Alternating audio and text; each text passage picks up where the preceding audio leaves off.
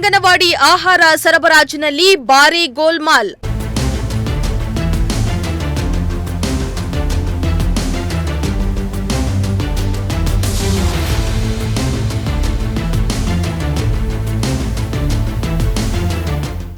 ಗೈರು ಹಾಜರಿದ್ರೂ ಸಹಾಯಕಿಗೆ ಸಿಕ್ತು 1 ವರ್ಷದ ಸಂಬಳ.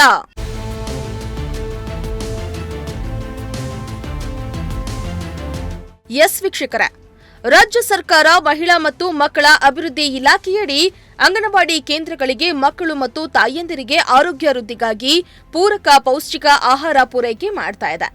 ಆದರೆ ಅಧಿಕಾರಿಗಳ ಹಣದಾಸೆಯಿಂದ ಈ ಯೋಜನೆ ಫಲಾನುಭವಿಗಳಿಗೆ ತಲುಪದೆ ಅಧಿಕಾರಿಗಳ ಪಾಲಾಗ್ತಾ ಇದೆ.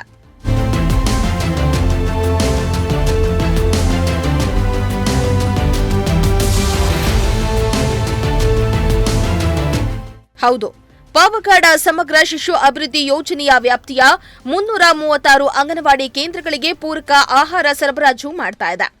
ಆದರೆ ಪ್ಯಾಕೆಟ್ನ ತೂಕವನ್ನ ಪರಿಶೀಲಿಸಿದಾಗ 100 ಗ್ರಾಂ ಕಡಿಮೆ ಇರುವುದು ಪ್ರಜಾಶಕ್ತಿ ಟಿವಿ ರಿಯಾಲಿಟಿ ಚೆಕ್ ನಡೆಸಿದಾಗ ಅಧಿಕಾರಿಗಳ ಅಕ್ರಮ ಬೆಳಕಿಗೆ ಬಂದಿದೆ.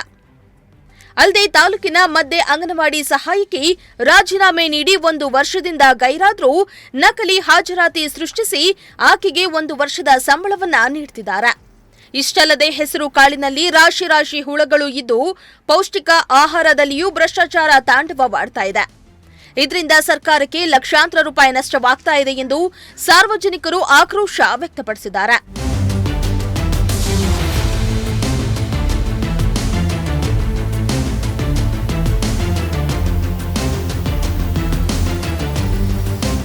ಸಿಡಿಪಿಒ ಅಧಿಕಾರಿಗಳು ಮಧ್ಯೆ ಅಂಗನವಾಡಿ ಸಹಾಯಕಿ 2024 ಜೂನ್ರಲ್ಲಿ ರಾಜೀನಾಮೆ ನೀಡಿದ್ರು. ಅಂಗೀಕರಿಸದೆ ಆಕೆಗೆ 1 ವರ್ಷದ ವೇತನವನ್ನ ನೀಡುತ್ತಿದ್ದಾರೆ.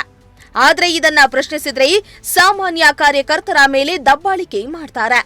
ಕೂಡಲೇ ಅಧಿಕಾರ ದುರುಪಯೋಗ ಮಾಡುವ ಈ ಅಕ್ರಮದ ಬಗ್ಗೆ ಸಮಗ್ರ ತನಿಖೆ ನಡೆಸುವಂತೆ ಸಾರ್ವಜನಿಕರು ಒತ್ತಾಯಿಸಿದ್ರು.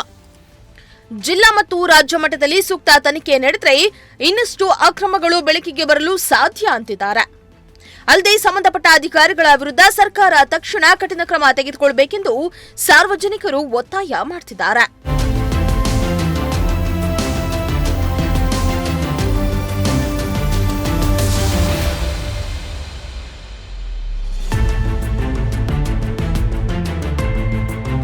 ಇಮ್ರಾನುಲ್ಲಾ, ಪ್ರಜಾಶಕ್ತಿ ಟಿವಿ, ಪಾವಗಡ.